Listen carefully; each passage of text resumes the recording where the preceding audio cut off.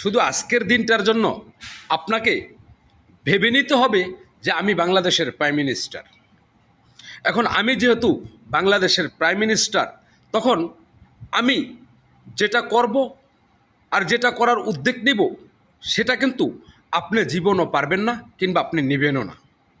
যেমন ধরুন, এখন বর্তমানে জ্বালানি তেলের সংকট, বিদ্যুতের ঘন ঘন লোডশেডিং, কিংবা আমাদের দেশে বর্তমান সংকটের সবচেয়ে বড় কায়দায় পড়ে গেছে জ্বালানি তেল, গ্যাস, আর সেখানে দ্রব্যমূল্যটাও কোনো অংশে কম না।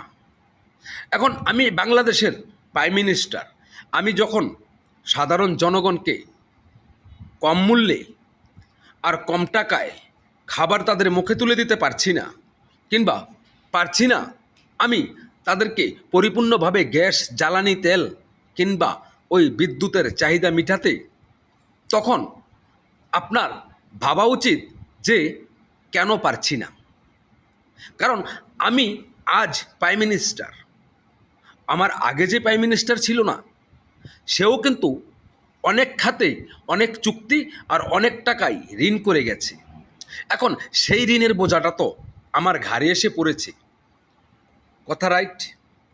এখন যেহেতু ওই ঋণের বোঝাটা আমার ঘাড়ে এসে পড়েছে, তখন একদিকে যেমন আমার ঋণ আস্তে আস্তে পরিশোধ করতে হবে, অন্যদিকে আমি মানুষকে 6-এর জায়গায় 1 দিয়ে হলো পরিপূর্ণ রাখতে হবে।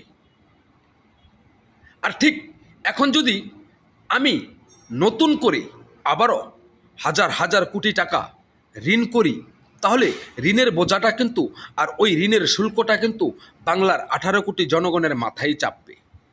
যদিও আমি ক্ষমতায় থাকলে হয়তো সেই চাপটা আস্তে আস্তে কমে যাবে, তবে স্বাভাবিক হতে একটু সময় লাগবে। এখন আপনি যদি সেটা না বুঝে আমাকে ক্ষমতার চেয়ার থেকে লাথি দিয়ে নামিয়ে দেন, আর নামিয়ে দিয়ে নতুন কাউকে আবার এই ক্ষমতার চেয়ারে এনে বসান, তখন ওই আগের সরকার যে ঋণ করেছে, কিংবা আমি এসে যে ঋণটুকু করেছি, সেই ঋণটাও কিন্তু ওই নতুন প্রাইম মিনিস্টারের ঘাড়ে চাপবে। তখন সে ঋণটাকে আস্তে আস্তে মুকুট করবে, আবার দেশটাকেও পরিচালনা করবে, এটাই স্বাভাবিক।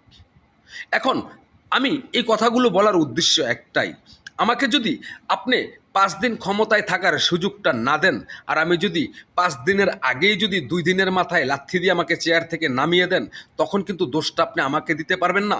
কারণ ঋণ প্রত্যেকটা প্রাইম মিনিস্টারই বাংলাদেশে করে, আর ক্ষমতায় থাকলে তারাই আবার আস্তে আস্তে স্বাভাবিক করে। কি বুঝালাম আর কি বুঝলেন?